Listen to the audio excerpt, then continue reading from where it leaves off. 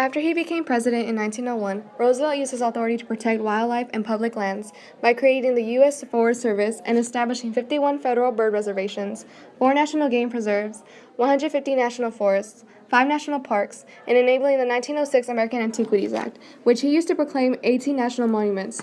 During his presidency, Theodore Roosevelt protected approximately 230 million acres of public land. Roosevelt also created lasting legislation for the protection and conservation of the environment in 1903. The Public Lands Commission was formed to study public land policy and law. This commission helped Roosevelt shape new government regulations concerning the use of public land.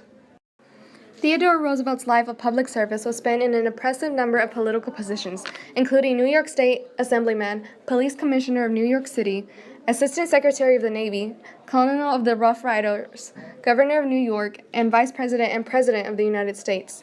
During his political lifetime, he established himself as a champion of truth, honesty, and environmental conservation.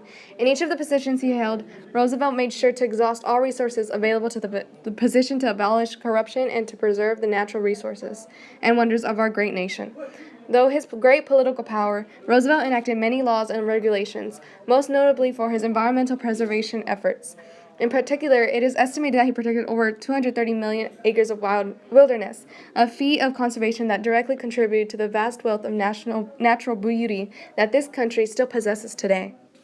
As time passed and he was able to spend more time in the area, he became increasingly alarmed by the damage that was being done to the land and its wildlife. He witnessed the virtual destruction of some big game species. Overgrazing severely impacted the grasslands, which also affected the habitats of small mammals and songbirds. Conservationism increasingly became one of Roosevelt's main concerns. There are many modern environmental challenges, such as climate change, pollution, consumption, ecosystems, and endangered species. We find that registered voters are 2.5 times more likely to vote for a congressional or presidential candidate who supports action to reduce global warming. Many Americans are also willing to act politically. 26% are willing to join or are currently participating in a campaign to convince elected officials to take action to reduce global warming. 37% are willing to sign a pledge to vote only for political candidates that share their views on global warming. And 13% are willing to personally engage in nonviolent civil disobedience against corporate or government activities that make global warming worse.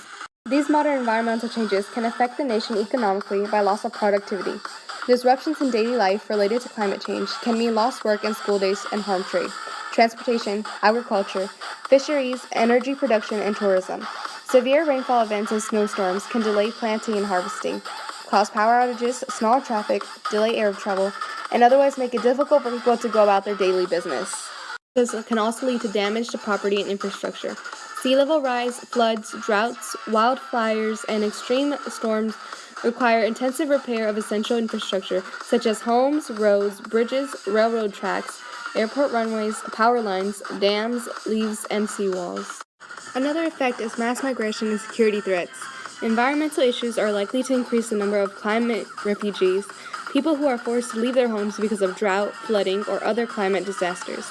Mass movements of people and social disruption may lead to civil unrest and might even spur military intervention and other unintended consequences. Environmental sustainability is now a goal of the best-run and most successful organizations. Top managers must understand and control their organization's use of natural resources as well as their production of waste and environmental impacts.